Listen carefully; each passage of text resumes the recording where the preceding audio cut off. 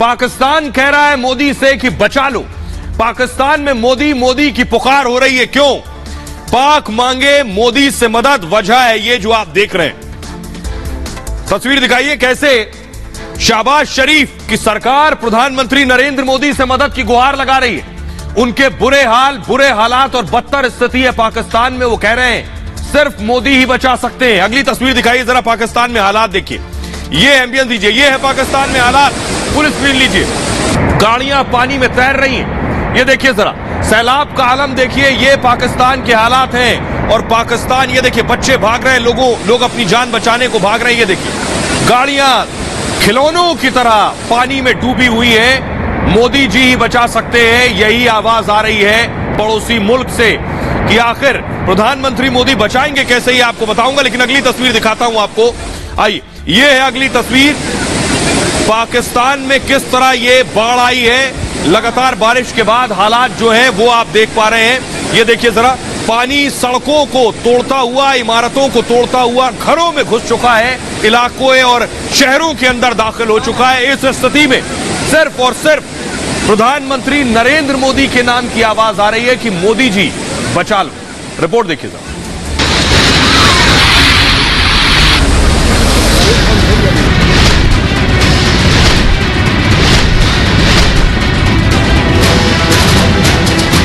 गांव में बहुत सैलाब आया, पानी बहुत आया, हमारे घर डूब चुके। के बच्चे रो रहे हैं, ना उनको खाने का है ना उनको कुछ पीने का है। बारिश की वजह से घर में सारा पानी हो गया है, सारी जगहें गिर गई हैं।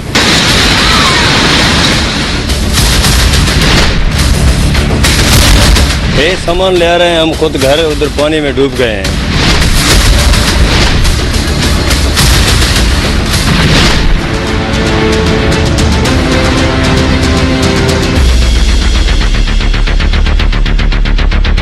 पाकिस्तान में बाढ़ से तबाही के बीच पाकिस्तान को अब मोदी ही मसीहा नजर आ रहे हैं।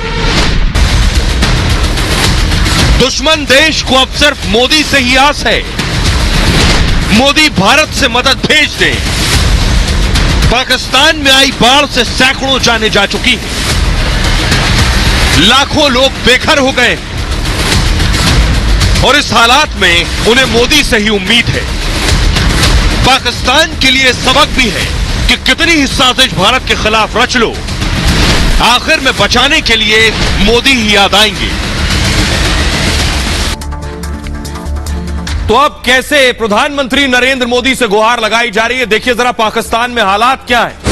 ये आप देख रहे हैं, ये तस्वीर देखिए, पूरी इमारत कैसे बह गई पानी में। फुल स्क्रीन लीजिए जरा। अब मदद की गुहार हो रही है, प्रधानमंत्री से मदद की पुकार हो रही है। फुल स्क्रीन लीजिए अमित से। ये जो आप देख रहे हैं, बिल्डिंग पूरी ढह गई। नीचे की ग्रिड हटाइए। ये आप देख रहे हैं, देखिए बिल्डिंग किस तरह से पानी में तबाह और बर्बाद हो गई। ये है पाकिस्तान में स्थिति, ये है पाकिस्तान में हालात। पानी का तेज बहाव। अब आप अंदाजा लगाइए, पाकिस्तान का एक बड़ा हिस्सा इस तरह से पानी में डूब चुका है। ये देखिए, इस बिल्डिंग को देखिए, पूरे पानी के साथ बिल्डिंग बह गई है। लाखों घर इसी तरह से बह गए, तबाह और बर्बाद हो गए हैं। पाकिस्तान का 7वां हिस्सा वो पानी में बह चुका है। अगली तस्वीर दिखाई जरा। ये आप देख रहे हैं, लोग फंसे, लोगों के पास कोई विकल्प नहीं, क्योंकि चारों तरफ पानी एक दूसरे से मिल रहे हैं। तो एक दूसरे को देखिए किस तरह से जो बुजुर्ग हैं, उन बुजुर्गों को लेकर जा रहे हैं नाव के जरिए। ये हालात बने हुए। फुल स्क्रीन लीजिए जरा इस तस्वीर को और पहली तस्वीर के साथ मिक्स करके चलाइए। तस्वीर लीजिए फुल स्क्रीन। ये आप देख रहे हैं, ये है पाकिस्तान के हालात। पहली तस्वीर प्ले कीजिए अमित। ये है पाकिस्तान के हालात, किस तरह बिल्डिंग तबाह हो रही है, वो तस्वीरें दिखाइए प्लीज। इस वक्त आपकी टेलीविजन स्क्रीन पर जो आप देख रहे हैं, ये पाकिस्तान की स्थिति बनी हुई है। आइए अब आपको बताऊंगा कि डूबने के बाद मोदी की याद आ रही है पाकिस्तान को।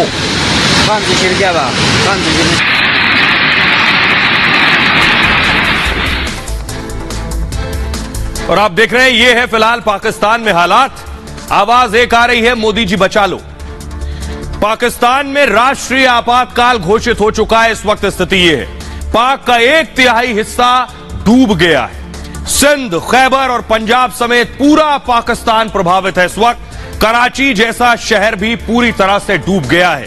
पाकिस्तान में 3.5 करोड़ लोग विस्थापित हो चुके हैं। 3.5 करोड़ लोग, पाकिस्तान की आबादी का 7वां हिस्सा प्रभावित हुआ है। अब तक 1000 से ज्यादा 1136 लोगों की मौत हो गई है बाढ़ में। 1634 लोग बाढ़ में फंसकर घायल हो गए हैं और बाढ़ के कारण फसल पूरी तरह से बर्बाद हो चुकी है। अर्थव्यवस्था को 2 लाख करोड़ से ज्यादा का नुकसान हो गया है। नुकसान की भरपाई में 5 साल लगेंगे। सोचिए, पाकिस्तान को पटरी में आने में 5 साल का वक्त लगेगा। 2,87,000 घर बर्बाद हो गए हैं। 6,62,000 घरों को नुकसान हुआ है। 7 लाख से ज्यादा पशु बाढ़ में मारे गए हैं बताया जा रहा है। बाढ़ से 3,451 किलोमीटर सड़कें तहस नहस हो गई हैं। ये है पाकिस्तान के हालात। और बाढ़ के तेज बहाव में 149 ब्रिज तबाह हो गए हैं। आइए अब आपको सुनवाते हैं, सुनिए पाकिस्तान के लोग क्या कह रहे हैं और कैसे पाकिस्तान मदद मांग रहा है।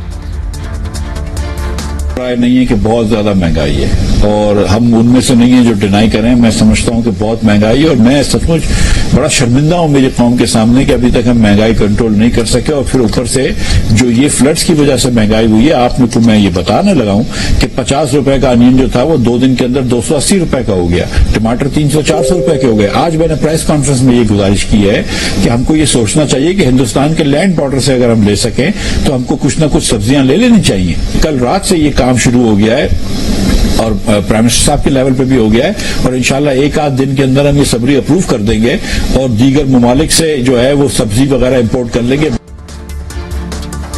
तो आपने सुना, पाकिस्तान के मंत्री को आप सुन रहे थे जो कह रहे हैं भारत से उम्मीद की मदद कर रहे हैं। वो तस्वीरें आपको दिखाता हूं, देखिए जरा 2 तस्वीरें दिखाने जा रहा हूं। देखिए पाकिस्तान में चारों तरफ पानी पानी नजर आ रहा है। अब सिर्फ भारत से ही उम्मीद की दरकार है कि भारत बचा सकता है। ये देखिए लोग फंसे हुए हैं, किस तरह से लोग निकल कर जा रहे हैं, ये हालात हैं। अगली तस्वीर दिखाइए। ये आप देख रहे हैं शहबाज शरीफ ने खुद जहाज के जरिए निरीक्षण और मुआयना किया है पाकिस्तान में बाढ़ के हालात का। चारों तरफ पानी पानी नजर आ रहा है। इन तस्वीरों में आपको दिख रहा है। जरा पाकिस्तान के लोगों को सुनिए वो क्या कह रहे हैं। हमारे गांव में बहुत सैलाब आया, पानी बहुत आया, हमारे घर डूब चुके हैं, हमारे लोग माल और सादार हमारे सब मर चुके हैं। हमें कोई रिलीफ नहीं मिल रहा है हुकूमत की तरफ से। के बच्चे रो रहे हैं, ना उनको खाने का है ना उनको कोई पीने का है। और एनजीओ हैं जो उनको खाना दे रही हैं, इंतजाम में भी कोशिश कर रही है, लेकिन ऐसा आलम है हम आपको क्या बताएं कि फाजलपुर पूरा डूब चुका है और 2 दफा इंसान का 10 20 फुट का पानी है। बारिश की वजह से घर में सारा पानी हो गया है, सारी जगहें गिर गई हैं।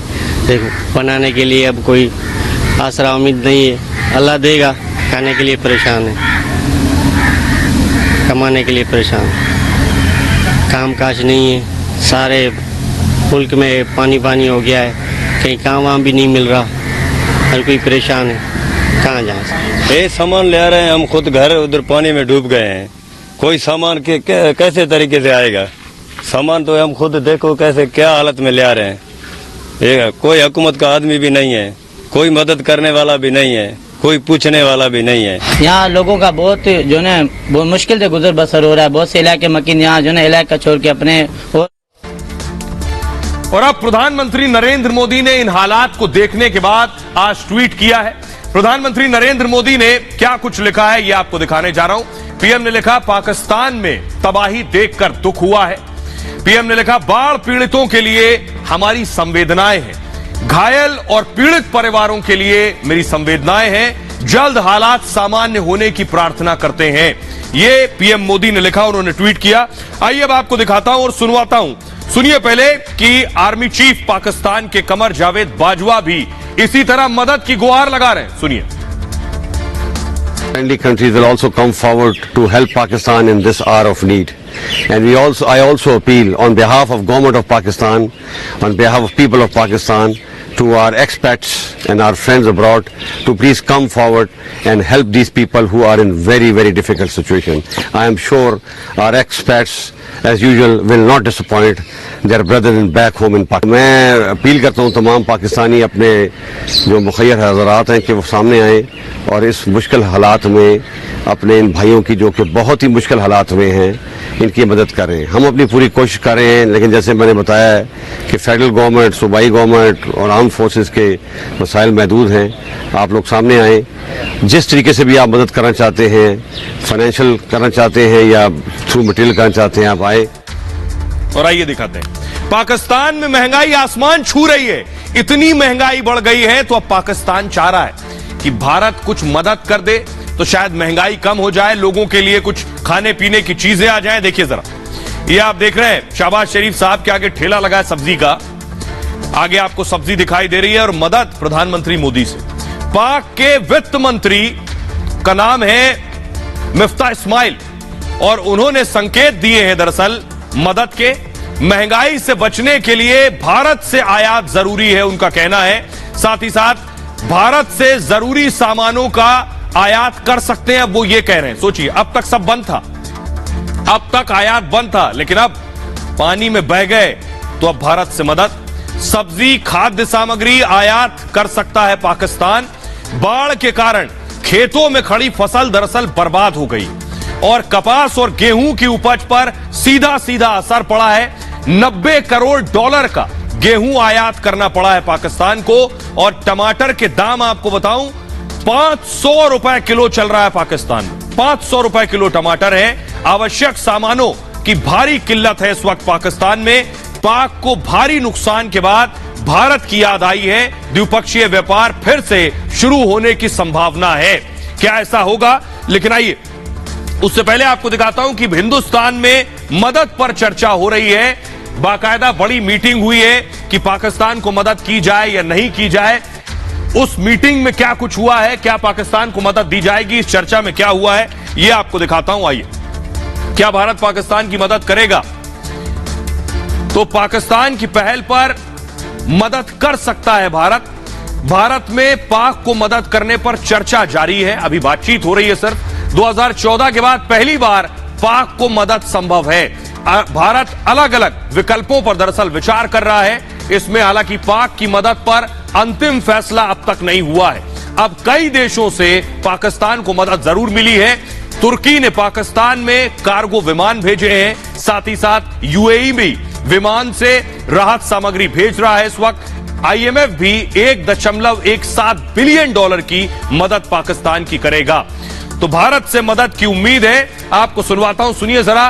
पाकिस्तान में लोग प्रधानमंत्री मोदी के फैन हैं। पाकिस्तान में लोग मोदी की तारीफों में कसीदे पढ़ रहे हैं। वो कह रहे हैं ऐसा प्रधानमंत्री उनके देश को चाहिए। सुनिए जरा। अगर आप सियासी तौर पे सवाल पूछते हैं तो मुझे नरेंद्र मोदी बहुत पसंद है। अच्छा। बल्कि मुझे बीजेपी बहुत पसंद है। मोदी साहब वहाँ पे है, अल्लाह करे कि वो अगला टेन्योर भी जीते। मोदी पाकिस्तान के लिए बहुत अच्छा है, नो डाउट। सर, वो मोदी की बात कर रहे हैं ना, वो करेंगे ना, वो बेटर लेके चलेंगे इन लोगों से। मैं आपको ये गारंटी के साथ कहता हूं। मैं पाकिस्तान को लेवल पे देखूंगा। बंदे ने अफगानिस्तान में इंफ्रास्ट्रक्चर बनाया हुआ है, वो बंदा किसी के दबाव में नहीं आता। वो बंदा ईरान से ट्रेड करता है, तो उसने अपने कंट्री के लिए बहुत कुछ किया हुआ है। आप जैसा लीडर हमारे पास भी हो, हम भी यार जैसे इंडिया की तारीफ कर रहे हैं, मोदी की तारीफ कर रहे हैं, हमारे मुल्क के बारे में भी कोई लोग वीडियोस बना के तारीफ करें, हमें खुशी होगी यार। Narendra Modi ji knows how to play, how to fit things on the right place. और ये बहुत एक अच्छी बात है कि एक समझदार इंसान भी हमारी इस कम्युनिटी का हिस्सा है। वो अपनी कंट्री इंडिया में है और इंडिया वाले इसका मतलब लकी हैं, क्योंकि इंडिया, आपको पता है, इंडियन इकोनॉमी भी बड़ी स्ट्रांग है, पाकिस्तानी इकोनॉमी से बहुत स्ट्रांग है। जब हम लोग फॉरेन कंट्रीज चले जाते हैं, हमारे पाकिस्तानीज वगैरह, तो वो एक नाम से बड़े मशहूर हैं, चोर। जब चोर के नाम से मशहूर होंगे तो हमें वहाँ पे अपॉर्चुनिटीज कहाँ से देंगे? हम लोग जो है दहशतगर्दी के नाम से बहुत बड़े मशहूर है। पाकिस्तान को एक टेररिज्म या टेररिस्ट फैक्ट्री जिस नाम से मशहूर है, दहशतगर्दी के नाम से मशहूर है या दहशतगर्द के नाम से मशहूर है, वो लोग हमें दहशतगर्द मतलब मानते हैं। हफीज सईद जैसे, एहसान जैसे लोग जब यहाँ पे मशहूर होंगे तो हमारी वहाँ पे क्या इज्जत रह जाएगी? India economically is far ahead than Pakistan.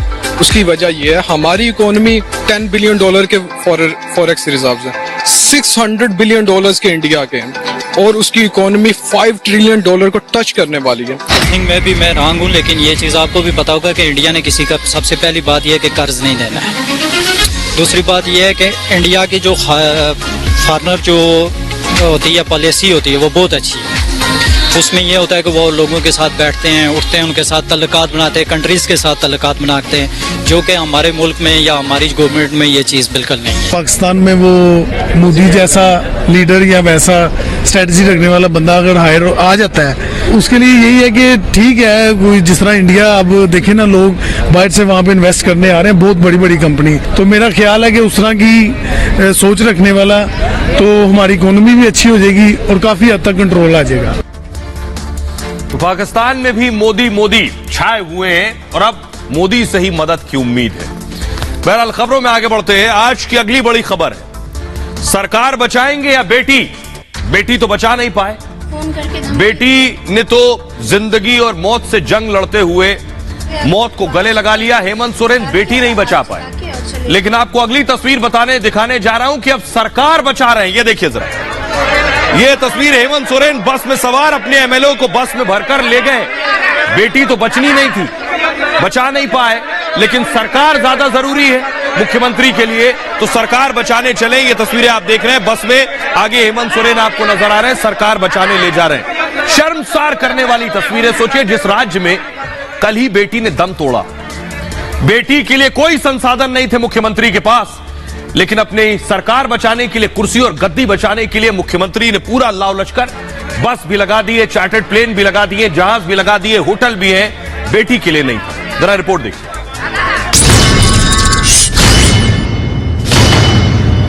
हम जरवाडी से रहने वाले हैं और एक लड़का हमको फोन करके धमकी दिया। उसके बाद फिर सोए हुए थे अपने रूम पे, बाहर से पेट्रोल डाल के और आग जला के और चले गया। वो लड़का कौन था, फिर खिड़की खोल के देखे तो मोहल्ला का ही था। लड़का का नाम शाहरुख है। मुख्यमंत्री हेमंत सोरेन इस बेटी को तो बचाने के लिए न बस दे सके और न हवाई जहाज से दिल्ली भेज पाए, लेकिन जब सीएम के लिए सूबे की बेटी से जरूरी अपनी गद्दी और सरकार हो, तो उस सरकार को बचाने के वास्ते विधायकों के लिए बस भी आ गई और हवाई जहाज भी, जिसमें बिठाकर सोरेन अपने विधायकों को लेकर रायपुर पहुंच गए। बस इतना सा ही इंतजाम अगर अंकिता के लिए कर दिया होता तो आज वो जिंदा होती, लेकिन सीएम को बेटी की नहीं, सरकार की चिंता है और सिर्फ अपनी कुर्सी की। और आइए, बेटी को एक राज्य से दूसरे राज्य मुख्यमंत्री नहीं ले जा पाए बचाने के लिए, लेकिन सरकार बचाने के लिए अपना राज्य छोड़कर भाग गए। देखिए जरा, रांची से फ्लाइट लेकर अपने एमएलए को रायपुर पहुंच गए। 588 किलोमीटर का सफर तय कर लिया। यह जहाज सरकार के पास नहीं था, यह जहाज सरकार के पास नहीं था कि एयर एम्बुलेंस से अंकिता को उठाकर दिल्ली के एम्स ले आते। सुनिए जरा, अब अंकिता के दादा रो रहे हैं, बिलख रहे हैं, उनकी बेटी को बचा लेते, और मुख्यमंत्री कह रहे हैं ऐसी घटनाएं तो होती रहती हैं। सुनिए। प्रथम मांग है कि मेरा जिस तरह से हमारा बेटा पोती तरफ की मरी है, उसी तरह से उसको फांसी सजा होना चाहिए। दूसरा मांग है, हम एक गरीब व्यक्ति हैं, जो कि हमारा पुतो कैंसर से मर गया, सारा जमीन घर में बेच करके इलाज कराए, 27 लाख रुपया खर्चा किए, तैयो नहीं बची, इसलिए अंकिता भी चली गई। हम आगिन अंकिता को मुख आगिन दिए हैं, उसको हम बच्चे से पोसे थे, वो हमको आगिन देना पड़ा, वो हमको आगिन देता, आगिन काज करता, लेकिन क्या करें, वो तरफ के रो के मर गई। इसलिए हमारा मांग है, पहले से फांसी सजा हो और हमारा 5 करोड़ रुपया की। घटनाएं होती रहती हैं और सरकार सभी घटनाओं पर नजर रखती है। आप पता कर लीजिए सरकार के नुमाइंदे उनके तक पहुंचे हैं कि नहीं पहुंचे। अगर जानकारी ना हो तो अननेसेसरी चीजों को दिग्भ्रमित आप लोगों के माध्यम से ना हो, मेरी आप लोगों से गुजारिश है। तो आप मुख्यमंत्री को सुन रहे थे। आइए अब आपको दिखाने जा रहा हूं, देखिए जरा मुख्यमंत्री अपने एमएलए को कहां लेकर पहुंचे। ये देख रहे हैं, ये एमएलए रायपुर पहुंच गए, बेटी दूसरे राज्य नहीं जा सकी, मुख्यमंत्री कम से कम अपनी कुर्सी तो बचा ही लेंगे। ये आप देख रहे हैं तस्वीरें, तो रायपुर लेकर पहुंच गए हैं, सीएम बचेंगे, बेटी बचा नहीं पाए। देखिए जरा आपको दिखाने जा रहा हूं बस के जरिए कैसे सारे विधायक पहुंचे। अंकिता उस राज्य की बेटी अब मुख्यमंत्री से सवाल पूछ रही है, मुख्यमंत्री जी मेरे लिए कम से कम ऐसे इंतजामात कर लिए होते तो आज मैं जिंदा होती। हेमंत सोरेन को विधायकों में दरअसल फूट का डर था, उन्हें लग रहा था कुर्सी चली जाएगी, ज्यादा जरूरी है। विधायकों की हॉर्स ट्रेडिंग का डर सता रहा था उन्हें, और ऑपरेशन लोटस से डर गए हेमंत सोरेन। कांग्रेस के विधायकों में नाराजगी की खबर उन्हें मिली, उन्हें लगा सरकार न चली जाए। परिवार में भी फूट का डर सता रहा था उन्हें। भाई बसंत सोरेन मुश्किलें बढ़ा सकते हैं, रांची में रहकर सभी पर नजर रखना उनके लिए मुश्किल है, इसलिए सरकार ने चार्टर्ड प्लेन बुक किया। बाकायदा प्लेन से विधायकों को रायपुर भेजा गया, उसके बाद रायपुर में विधायकों को होटल में रोका गया बाकायदा, और सीएम सभी एमएलए का मोबाइल फोन ले लिया गया। देखिए इतनी तैयारी, सरकार न चली जाए तो विधायकों का मोबाइल फोन ले लिया है। अगर पुलिस को राज्य की दुरुस्त कर रखा होता, अगर कानून का खौफ राज्य में बरकरार कर रखा होता तो आज बेटी भी जिंदा होती। विधायकों को होटल से बाहर जाने की इजाजत नहीं है, सभी पर पूरी तरह से नजर रखी जा रही है। विधायकों की सुरक्षा में हेमंत सोरेन के करीबी लोग तैनात हैं। रायपुर में पूरी व्यवस्था एक कोयला व्यापारी ने कर रखी है।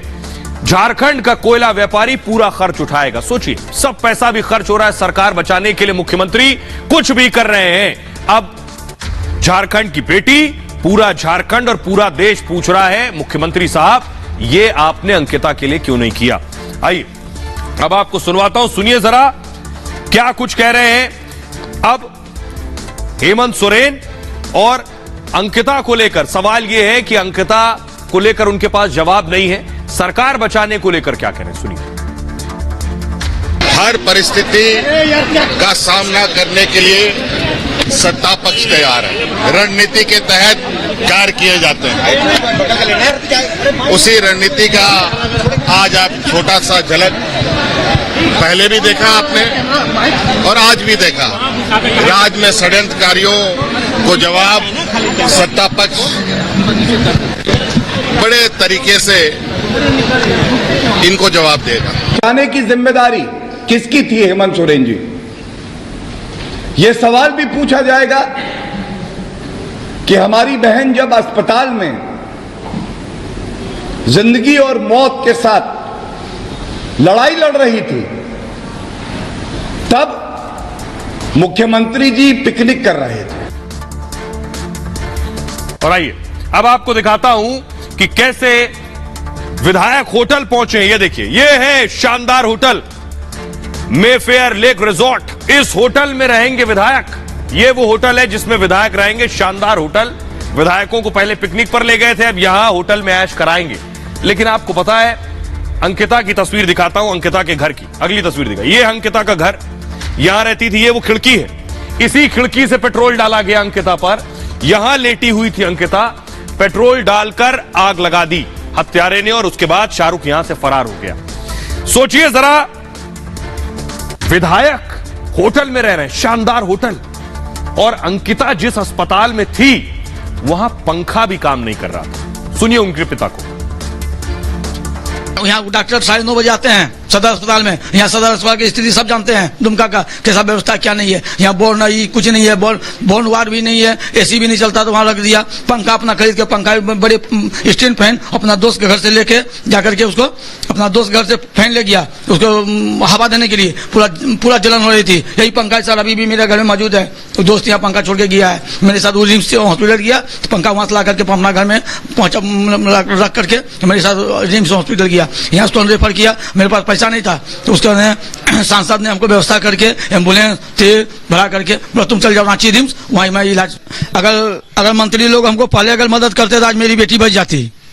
मेरी बेटी की जान चली गई। हम सीधा ये लोग सीधा करके उनको बीजेपी वाले सांसद जो है सुनील सोरेन, वो हमको एम्बुलेंस व्यवस्था करके रिम्स में भेजाए गए। रिम्स में भी उसी व्यवस्था था, वहाँ भी हमको फैन लेना पड़ा। 1 वार्ड लिखा हुआ है लेकिन एसी नहीं चल रही है। 2-2 3-3 एसी था लेकिन एसी नहीं चल रही है बिल्कुल। 7 बेड था, 7 बेड में पेशेंट सब चला पड़ा है लेकिन वहाँ डॉक्टरों की व्यवस्था नहीं है। एक बार डॉक्टर विजिट करने आता दिन भर में, एक बार बोलने पर जाए क्योंकि चलिए मेरा पेशेंट का हालत खराब है। एक बार अगर बोलने जाते थे तो 45 मिनट में आते थे वो डॉक्टर। वहाँ सिस्टर लोग है खाली सिर्फ सलाइन चलाते थे। कार का कोई व्यक्ति यहाँ पे आया या आपको आश्वासन किसी ने दिया?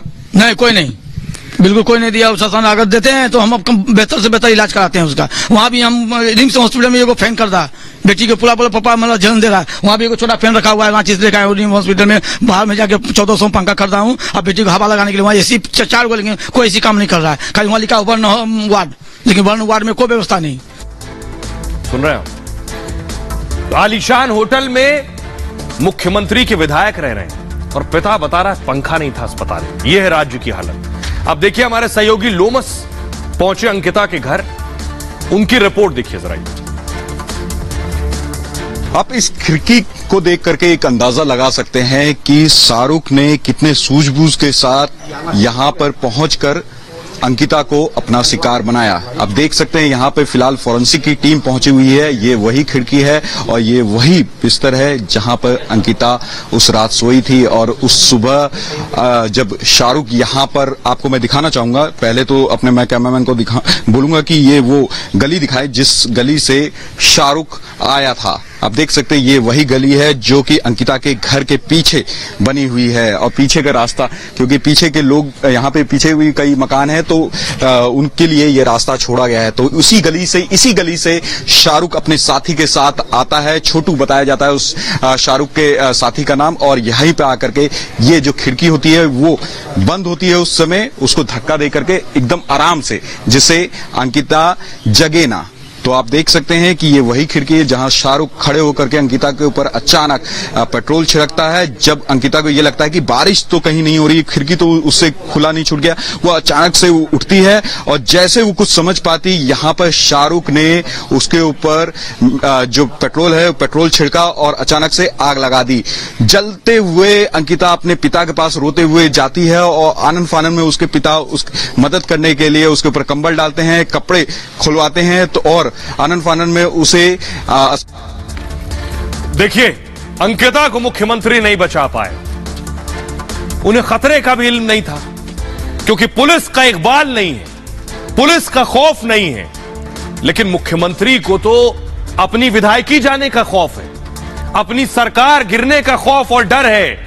क्यों, यह मैं आपको बता रहा हूं। हेमंत सोरेन को विधायकी जाने का डर सता रहा है। दरअसल चुनाव आयोग ने राज्यपाल को सिफारिश भेज दी। सोरेन की विधायकी रद्द करने की सिफारिश भेजी गई है उन्हें। लाभ के पद के मामले में दोषी पाए गए हेमंत सोरेन। बीजेपी ने हेमंत सोरेन पर दरअसल आरोप लगाए थे। आरोप यह था कि मुख्यमंत्री रहते खनन पट्टा अपने नाम करवा लिया। चुनाव आयोग की जांच में आरोप सही पाए गए। चुनाव आयोग ने सिफारिश कर दी।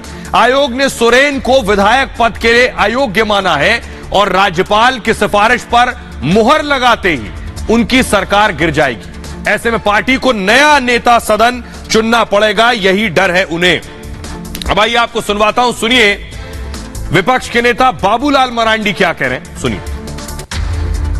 राज्य के अंदर सबसे अधिक अगर कोई पीड़ित रहे और प्रताड़ित रहे तो वो आदिवासी रहे, संथाल रहे, गरीब रहे, यही सारे लोग पूरी तरह से प्रताड़ित। अंकिता को बचाने की कोशिश नहीं हो बल्कि अपराधियों को बचाने की अधिक कोशिश की गई। आप देखिए भाई, आप 23 तारीख की सुबह से लेकर के और 24 तारीख की सुबह तक वो समझिए लाइलाज ही रहा है, उसका कोई इलाज ही नहीं। हेमंत सोरेन क्या बोलते हैं, यानी थोड़ी सी भी कोई संवेदना बची हुई नहीं है। तो इसे तो साफ लगता है कि भाई अपराधी बेखौफ, आपने देखा होगा उस लड़का को गिरफ्तार के ले जा रहा था, लग रहा था कोई आंदोलन करके जा रहे हैं, लड़का हंस रहे हैं। और आइए अब आपको दिखाता हूं कि कैसे दरअसल सरकार जब परिवार के जरिए चलेगी, जो बात प्रधानमंत्री मोदी कहते हैं, जिनके लिए परिवार ही पार्टी हो, पार्टी ही परिवार हो, तो यही हाल होता है। ये है हेमंत सोरेन, शिबू सोरेन के सुपुत्र। पूरा परिवार ही पार्टी है, सभी सियासत में है। देखिए जरा पूरा फैमिली ट्री मैं आपको दिखा रहा हूं हेमंत सोरेन का, राज्य के सीएम का फैमिली ट्री देखिए जरा। 3 बार झारखंड के सीएम रहे शिबू सोरेन यानी पिताजी, केंद्रीय मंत्री भी रहे शिबू सोरेन। उसके अलावा दूसरी बार झारखंड के सीएम बन गए उनके सुपुत्र हेमंत सोरेन। बड़े बेटे दुर्गा सोरेन की मौत हो चुकी है। इसके अलावा पत्नी सीता सोरेन जामा से विधायक है, छोटा बेटा दुमका से विधायक है उनका। यह है पूरा फैमिली ट्री। आइए निशिकांत दुबे बीजेपी के सांसद हैं, वो क्या कुछ कह रहे हैं वो मैं आपको सुनवाता हूं, जरा सुनिए बीजेपी के सांसद क्या कह रहे हैं। हम संसद में पिछले 2 साल से लगातार बोलते रहे कि झारखंड जो है वो बलात्कार की राजधानी हो गई है। ये जो डीएसपी है इसको हटाने के लिए वहाँ के एसपी जो है लगातार बोलते रहे, लिखते रहे कि ये चोरी में संलग्न है, संलिप्त है। इसकी भूमिका आपने एसपी के कहने पर भी उस पुलिस पदाधिकारी को नहीं हटाया। तो ये सारी ऐसी बातें हैं जो मुख्यमंत्री की तरफ इशारा करती हैं। और जो जन आक्रोश है दुमका का, वो जन आक्रोश मुख्यमंत्री आवास तक यदि पहुंच जाए तो बहुत आश्चर्य नहीं होगा। आइए खबरों में आगे बढ़ते हैं। उम्मीद करते हैं झारखंड के लोग देख चुके होंगे कि उनके मुख्यमंत्री के लिए प्राथमिकता राज्य है, सूबा है, वहां की बेटी है, सुरक्षा है या फिर अपनी सरकार है। खबरों में आगे बढ़ते हैं। आज की एक और बड़ी खबर है, विवादित ट्वीट पर जेल पहुंच गए हैं केआरके। अमूमन विवादों के लिए जाने जाते हैं, अपने बयानों के लिए जाने जाते हैं, अजीबोगरीब ट्वीट करते हैं। आधे लोगों को शायद समझ ना आए उनके ट्वीट, ऐसी हरकतों के लिए जाने जाते हैं। तो आज शिकंजे में आ गया। अगली तस्वीर दिखाइए। ये आप देख रहे हैं केआरके मास्क लगा रखा है, चश्मा लगाए हैं और आज गिरफ्तारी हो गई। फुल स्क्रीन लीजिए जरा इनकी तस्वीर। ये अपने विवादित ट्वीट के लिए जाने जाते हैं और ऐसे ऐसे ट्वीट करते हैं, ऐसे ऐसे आरोप लगाते हैं। फुल स्क्रीन लीजिए प्लीज। ऐसे ऐसे ट्वीट करते हैं, ऐसे आरोप लगाते हैं। ये आप देख रहे हैं केआरके को। फ्लाइट से उतरे थे, लैंड हुई थी फ्लाइट, लेकिन सीधे लैंड हुई जेल के अंदर। देखिए हुआ क्या, आखिर क्यों गिरफ्तारी हुई केआरके की, वो आपको दिखा रहे हैं। आइए केआरके की गिरफ्तारी के पीछे क्या वजह है देखिए जरा। ये आप देख रहे हैं जेल पहुंच गए केआरके दरअसल वैसे तो अक्सर विवादों में रहते हैं, कोई पहली बार नहीं है। विवादित पोस्ट के लिए ही जाने जाते हैं केआरके। 2 साल से पुलिस को इनकी तलाश थी। दरअसल हुआ यह कि केआरके के लिए बाकायदा लुकआउट नोटिस भी जारी हो चुका है और 2 साल के बाद मुंबई लौटे हैं। 2 साल से विदेश में रहकर ये विवादित ट्वीट कर रहे थे। एयरपोर्ट पर ही पुलिस ने इन्हें धर दबोचा जैसे ही उतरे। पहले मलाड पुलिस ने हिरासत में लिया इनको, उसके बाद पूछताछ के बाद केआरके को गिरफ्तार कर लिया गया। फिर 2020 के केस में उनकी एक गिरफ्तारी हुई है। उनके ट्वीट्स देखेंगे आप तो आप यकीन करेंगे ठीक ही हुआ उनके साथ। विवादित ट्वीट को लेकर केस दर्ज हुआ उनके ऊपर। गिरफ्तारी के बाद कोर्ट में पेश किया गया और कोर्ट ने 14 दिन की न्यायिक हिरासत में भेज दिया, यानी जेल भेज दिया। केआरके ने धर्म को लेकर भी आपत्तिजनक पोस्ट किए थे। ऋषि कपूर, इरफान खान पर भी विवादित पोस्ट कर चुके हैं। ऋषि कपूर के लिए लिखा था, जब ऋषि कपूर बीमार थे, लिखा था निकल मत लेना, दारू की दुकान 2-3 दिन बाद खुलने वाली है। ऋषि कपूर हॉस्पिटल में भर्ती थे उस दरमियान और 30 अप्रैल 2020 को ऋषि कपूर साहब का निधन हो गया। सोचिए एक शख्स इस तरह की भाषा का इस्तेमाल कर रहा है जो खुद को फिल्म इंडस्ट्री से जुड़ा हुआ बताता है, खुद भी ये शर्मनाक है। इसके बाद भी केआरके ने विवादित ट्वीट किए। इरफान की मौत के बाद विवादित पोस्ट किया इरफान खान की। लिखा, मैंने कहा कोरोना फेमस लोगों की जान लेगा, नाम नहीं लिया क्योंकि लोग मुझे गाली देते हैं। मैं जानता था कि इरफान ऋषि कपूर चले जाएंगे। सोचिए शख्स का स्तर क्या है। युवा सेना के राहुल कनाल ने केस दर्ज कराया था इसके खिलाफ। अरेस्ट के बाद राहुल कनाल ने खुशी जताई है कि अच्छा ही हुआ गिरफ्तार हो गया। आइए अब आपको सुनवाते हैं, सुनिए डीसीपी विशाल ठाकुर क्या कह रहे हैं। एक कंप्लेनेंट के एज पर कंट्रोवर्शियल ट्वीट के ऊपर से हमने एक एफआईआर रजिस्टर किया था। उसके बाद में हमने इनको ढूंढने का बहुत कोशिश किया। आउट ऑफ इंडिया होने की वजह से हमने उनको एलओसी पे रखा था और उसके बाद में अभी कल वो लैंड हुए तो उनको हमने इस केस में अरेस्ट किया हुआ है। इसके क्या क्या धाराएं लगाई गई है, कहाँ से उनको गिरफ्तार किया? इसमें हमने आईपीसी की धाराएं लगाई और आईटी एक्ट सेक्शन 67 के तहत हमने विद डिफेमेशन सेक्शन हमने केस रजिस्टर किया है। सर उन्होंने क्या ट्वीट बता पाएंगे किसके खिलाफ, किसको लेके था? कॉन्ट्रोवर्शियल ट्वीट्स थे, हाँ कॉन्ट्रोवर्शियल ट्वीट्स थे, उसके ऊपर से हमने केस रजिस्टर किया हुआ है। बाकी की आगे की तहकीकात चल रही है। तो रहिए खबरों में आगे बढ़ते हैं। आज की एक और बड़ी खबर है, कैसे योगी आदित्यनाथ ने बड़े बड़ों को पछाड़ दिया है। योगी ने अपराध का सफाया कर दिया है, अब इस पर बाकायदा ठप्पा और मुहर भी लग गई है। अब यह बात योगी आदित्यनाथ अपनी जुबान से नहीं कह रहे हैं, बाकायदा national crime record bureau NCRB जो अपराध का आंकड़ा रखता है उसके आंकड़े गवाही दे रहे हैं कि कैसे योगी नंबर 1 बन गए हैं। अलग अलग राज्यों के मुख्यमंत्रियों को पीछे छोड़ दिया है लॉ एंड ऑर्डर के मामले में। जरा रिपोर्ट देखिए। 2017 के पहले प्रदेश में क्या स्थिति थी? दंगे होते थे। 2017 के बाद दंगे देखे। 2017 के पहले प्रदेश के अंदर कर्फ्यू लगता था, 2017 के बाद कहीं कर्फ्यू लगा? आज कोई प्रदेश में दंगा करने का दुस्साहस कर पा रहा है क्या? क्योंकि दंगाई को मालूम है दंगा करेंगे तो 7 पीढ़ियां भरते भरते थक जाएंगी, भरपाई नहीं कर पाएगी।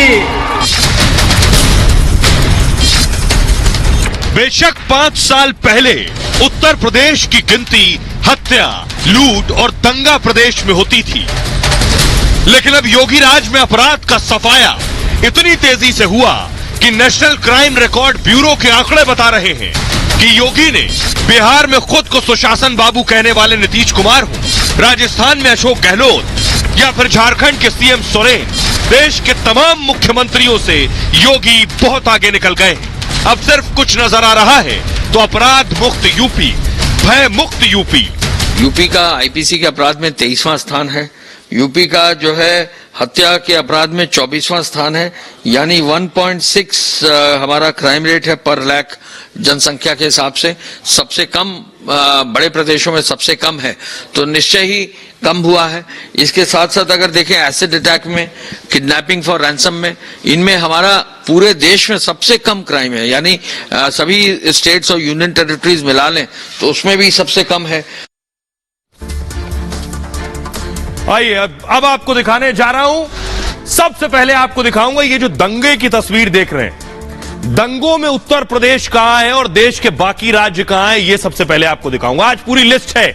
बाकी राज्यों के मुकाबले योगी आदित्यनाथ सिर्फ कहते हैं, वो उनकी सरकार और बीजेपी के प्रवक्ता, या कुछ हकीकत भी है। देखिए जरा, ये आप देख रहे हैं, ये दंगों की लिस्ट है पूरी।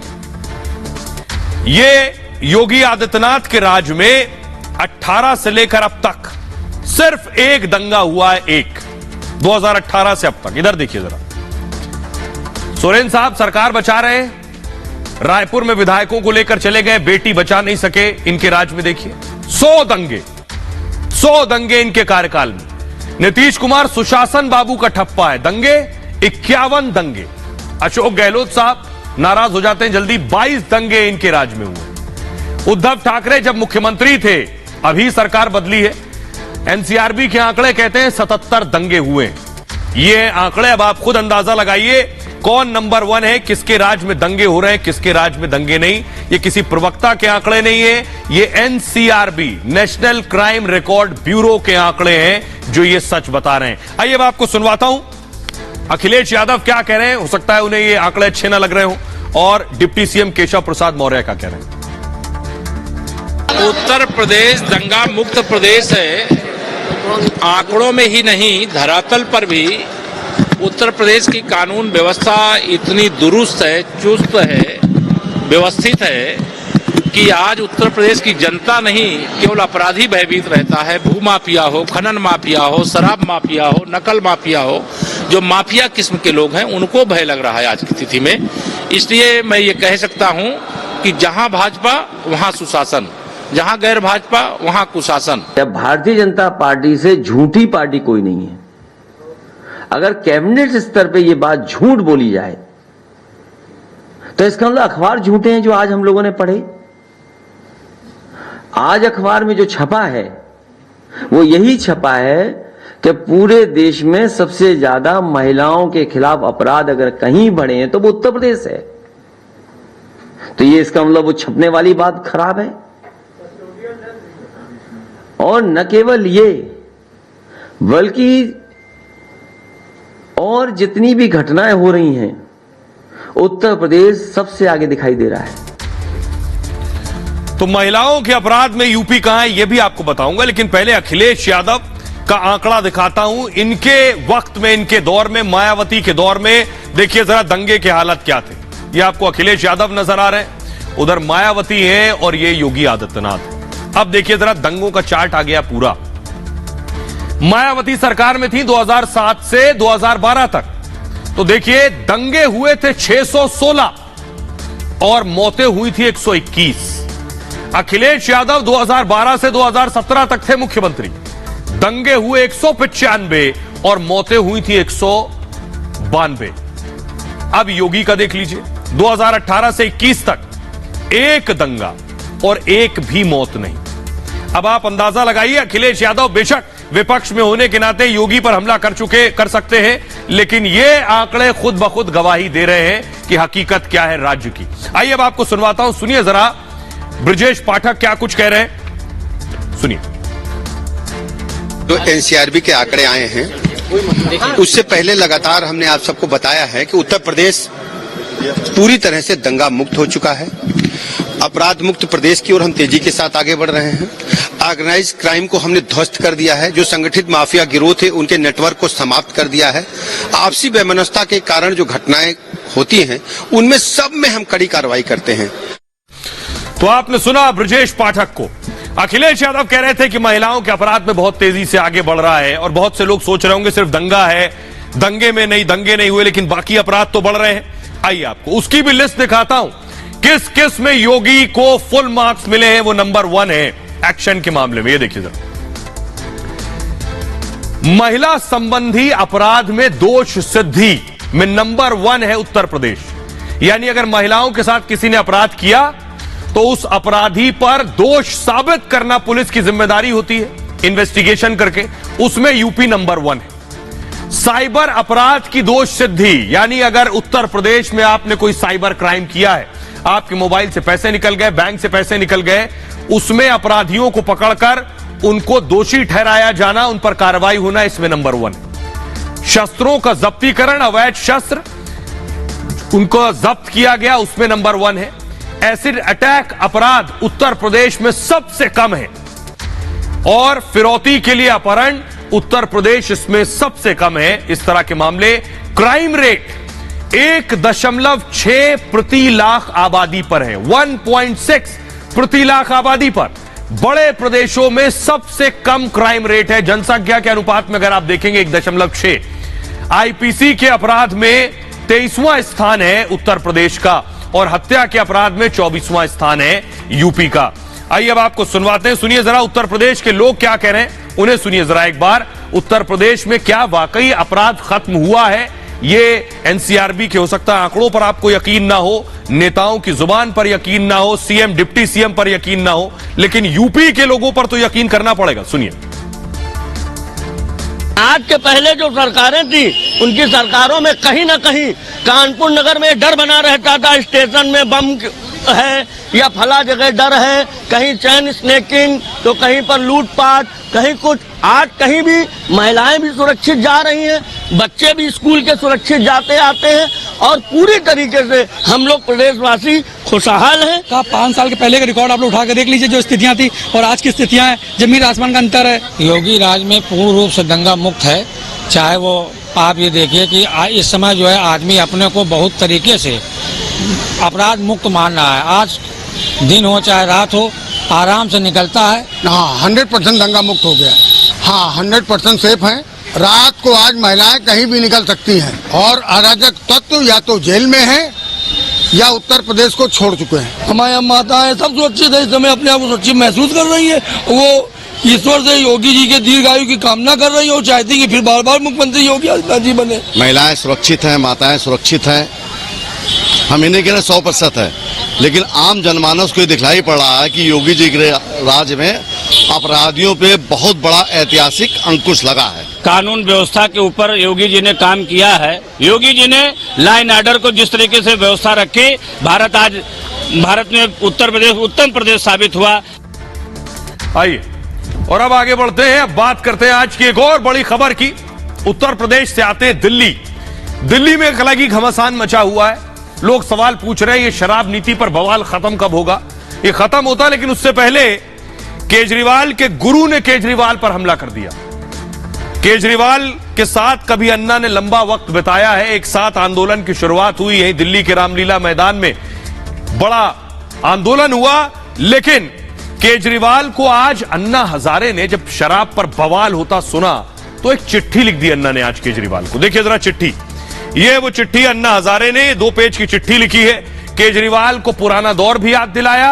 केजरीवाल तब क्या बातें किया करते थे, आज केजरीवाल क्या बातें कर रहे हैं, केजरीवाल कैसे बदल गए हैं, ये सब अन्ना ने कहा है। देखिए जरा केजरीवाल पर अन्ना के आरोप और दूसरा केजरीवाल के करीबी और दिलीप पांडे ने और खुद केजरीवाल ने क्या जवाब दिया वो देखिए। अन्ना ने कहा आप सत्ता के नशे में डूब गए।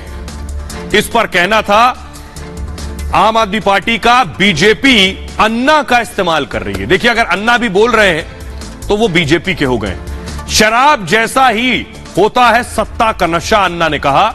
आपका कहना है बीजेपी अन्ना का कंधे का इस्तेमाल कर रही है। अन्ना ने कहा सत्ता में आने से पहले बड़ी बड़ी बातें करते थे, तो आपका कहना है बीजेपी अन्ना से झूठ बुलवा रही है।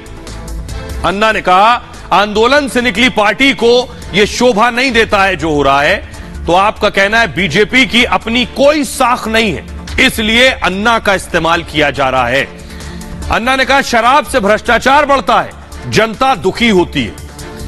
आपका कहना है बीजेपी के पास कोई मुद्दा नहीं है, इसलिए वो इस मुद्दे को उछाल रही है। अन्ना ने कहा लोकपाल और लोकायुक्त कानून को भी भूल गए, तो इस पर कहा गया उनका एक एक झूठ धराशायी हो चुका है। बड़ा दिलचस्प है कि अन्ना केजरीवाल से सवाल कर रहे हैं और आम आदमी पार्टी बीजेपी को घेर रही है। अन्ना ने कहा केजरीवाल की कथनी और करनी में फर्क है, तो आपका कहना है आपकी सरकार जनता के लिए काम करती है। तो ये जवाब अन्ना को दिए गए। आइए अब आपको सुनवाता हूं, सुनिए जरा अन्ना क्या कुछ कह रहे हैं और अरविंद केजरीवाल क्या जवाब दे रहे हैं। जैसे शराब की नशा ऐसे 70 पैसे के भी नशे होते हैं। उस टाइम ये अरविंद क्या क्या बोल रहे थे और आज 70 के पैसे के नशे चले गए और आज ये पॉलिसी कैसे गलत पॉलिसी बनाया। जब भी इनके पास ये कुछ कहते हैं और जब जनता इनकी सुनती नहीं है तो फिर ये किसी को सामने लाते हैं। जैसे पंजाब के चुनाव के पहले इन्होंने कहा केजरीवाल आतंकवादी है, तो जनता हंसने लगी इनकी बातों पे, तो फिर इन्होंने कुमार विश्वास को आगे किया, बोले कुमार विश्वास से कहलवाया। अब इन्होंने शराब नीति में घोटाला हो गया। अब सीबीआई ने कह दिया कोई घोटाला नहीं हुआ, जनता इनकी बात नहीं मान रही। अभी अन्ना हजारे जी के कंधे पे बंदूक रख के चला रहे हैं, तो ये तो ऐसे करते ही रहते हैं, राजनीति है। तो इस हंगामे और बवाल से पहले आपको बताता हूं आज केजरीवाल के मंत्री और दिल्ली के डिप्टी सीएम, ये देख रहे हैं आप, ये अपने घर पे नहीं खड़े, ये पंजाब नेशनल बैंक में डिप्टी सीएम मनीष सिसोदिया हैं, सीबीआई के अधिकारी हैं और सिसोदिया को लेकर गई थी सीबीआई इनका लॉकर खुलवाने। आज सीबीआई लेकर गई और पीएनबी में सिसोदिया का लॉकर जो था उसे खुलवाकर उसकी जांच हुई। अगली तस्वीर दिखाइए, ये जो आप देख रहे हैं ये पीएनबी की तस्वीरें आपको मैं दिखा रहा हूं। ये सिसोदिया खड़े हुए, पीछे उनकी पत्नी खड़ी हुई है, सीबीआई के ऑफिसर थे। तो आखिर क्या मिला सिसोदिया के लॉकर से और क्यों सीबीआई ने सिसोदिया का लॉकर खोला है, सिसोदिया ने क्या कुछ कहा इस जांच के बाद, इस छापे के बाद, देखिए जरा। ये आप देख रहे हैं कुछ ऐसा लॉकर था, सिसोदिया सीबीआई के साथ गए थे, सीबीआई लेकर पहुंची थी और लॉकर खोला गया। 12 दिन में दूसरी बार सीबीआई का यह छापा पड़ा है और सिसोदिया के लॉकर खुलवाकर बाकायदा जांच की गई है। इसमें 45 मिनट चली सीबीआई के छापे की यह पूरी कार्रवाई। पंजाब नेशनल बैंक में सिसोदिया का लॉकर है, पीएनबी में, यही गाजियाबाद वसुंधरा में।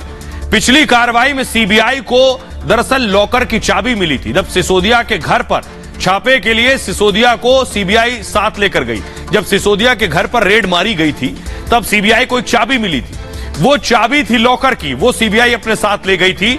आज सिसोदिया को लेकर लॉकर खुलवाया गया। छापे के दौरान सिसोदिया की पत्नी सीमा भी उनके साथ मौजूद थी उस वक्त, क्योंकि मालिक की उपस्थिति में ही लॉकर खोला जा सकता है। और जांच के दौरान सीबीआई ने किसी को भी बैंक के अंदर एंट्री नहीं दी है। पीएनबी के बाहर सुरक्षा के पुख्ता इंतजाम किए गए थे। जांच के दौरान बैंक पूरी तरह से बंद रहे, किसी को अंदर दाखिल होने नहीं दिया गया। आइए अब आपको सुनवाता हूं, जब पीएनबी से बाहर निकले मनीष सिसोदिया तब उन्होंने क्या कहा और बीजेपी ने क्या पलटवार किया, सुनिए। मेरे बैंक लॉकर का इतना इन्होंने हल्ला मचाया, बैंक लॉकर तलाशेंगे, बैंक लॉकर तलाशेंगे, उसमें से निकलेगा, उसमें भी कुछ नहीं निकला। मैंने सारा बताया, मेरे पास सारे सर्च मेमो हैं, क्लीन चिट मिली है मुझको। मेरे बैंक लॉकर में तलाश लिया, वहां भी कुछ नहीं मिला कि मुझे कह सकें ये भ्रष्टाचार कर रखा है, देखो ये पैसा कहां से आया, देखो ये सोना कहां से आया, देखो ये प्रॉपर्टी कहां से आई। क्लीन चिट है मेरे लिए सीबीआई की, प्रधानमंत्री जी की क्लीन चिट है। सीबीआई वाले भी मान रहे हैं कि संतोष ने बोले कुछ नहीं मिल रहा जी। मनीष सिसोदिया जी और अरविंद केजरीवाल जी, सवाल सिर्फ इतना है कि जो दिल्ली में ट्विन टावर ऑफ करप्शन आपने खड़ी की है, शिक्षा घोटाले की और शराब घोटाले की, आप इस पर जवाब क्यों नहीं दे पा रहे हो, क्यों इस पर कार्रवाई क्यों नहीं कर पा रहे हो, और बार बार ABCD क्यों करते हो? A for advertising, B for blaming, C for cover up of corruption and D for diversion. भागिए मत, U-turn मत कीजिए। तो सवाल यह है कि आखिर शराब पर बवाल दिल्ली में कब बंद होगा। खबरों में आगे बढ़ते हैं। आज की अगली बड़ी खबर है, इराक में लंका कांड हो गया। इराक के जो हालात हैं वो मैं आपको दिखाने जा रहा हूं। ये देखिए स्विमिंग पूल आप देख रहे हैं, ये देख रहे हैं, ये श्रीलंका में जो हालात थे, जैसे श्रीलंका की तस्वीरें थी, ये इराक की तस्वीरें आप देख रहे हैं। इराक की तस्वीर, अगली तस्वीर दिखाइए। ये आप देख रहे हैं इराक में, जैसे श्रीलंका में, इराक में देखिए कैसे राष्ट्रपति के घर घुसकर स्विमिंग पूल में लोग नहा रहे हैं। ये इराक की तस्वीरें मैं आपको दिखा रहा हूं। इराक में आखिर ऐसा क्या हुआ, ये जो अराजक स्थिति है, अड़ोस पड़ोस के मुल्कों के हालात देखकर आप अंदाजा लगाइए किस स्थिति में दूसरे मुल्क हैं। अगली तस्वीर दिखाइए जरा। ये हंगामा जो आप देख रहे हैं, फुल स्क्रीन लीजिए। इराक की सड़कों पर ये तांडव हो रहा है, लोग सड़कों पर उतर आए और देख लिया इराक में लंका जैसा कांड क्यों हुआ, ये देखिए जरा। दरअसल इराक में श्रीलंका जैसी अराजकता है। सबसे बड़ी चीज ये, शिया धर्मगुरु जो है, उनका नाम है मुक्तदा अल सदर, उनको लेकर यह विवाद हुआ पूरा। मुफ्ती जैसे मुक्तदा अल सदर ने राजनीति छोड़ दी दरअसल, और राजनीति छोड़ने से इस ऐलान के बाद ही इराक में हिंसा भड़क गई। साथ ही साथ समर्थक सड़कों पर हिंसा करते नजर आए और हिंसक भीड़ राष्ट्रपति भवन के अंदर घुस गई, जिसके बाद यह पूरा तमाशा हुआ। भीड़ ने सरकारी इमारतों पर कब्जा कर लिया उसके बाद, और हिंसा में अब तक 20 लोगों की मौत हो चुकी है। यह आलम है इराक का। इराक में गृह युद्ध जैसे हालात बन गए जैसे श्रीलंका में हालात थे। इराक के प्रधानमंत्री ने शांति बनाए रखने की अपील की है। मुक्तदा अल सदर ने भी शांति की अपील की है। इराक में बिगड़ते हालात का भारत पर भी असर पड़ेगा। भारत के लिए इराक तेल का सबसे मुख्य सप्लायर है। हालात बिगड़े तो तेल में खरीद पर भी असर संभव है। करीब 15,000 से 17,000 भारतीय इराक में रहते हैं, कामकाज करते हैं। इराक में रह रहे भारतीयों की सुरक्षा पर भी खतरा मंडरा रहा है। बहरहाल ये भारत की बात है, मैं इतना ही। आप अपना बहुत ख्याल रखिए। एक छोटे से ब्रेक के लिए रुक रहे हैं, लौट रहे हैं कुछ और बड़ी खबरों के साथ।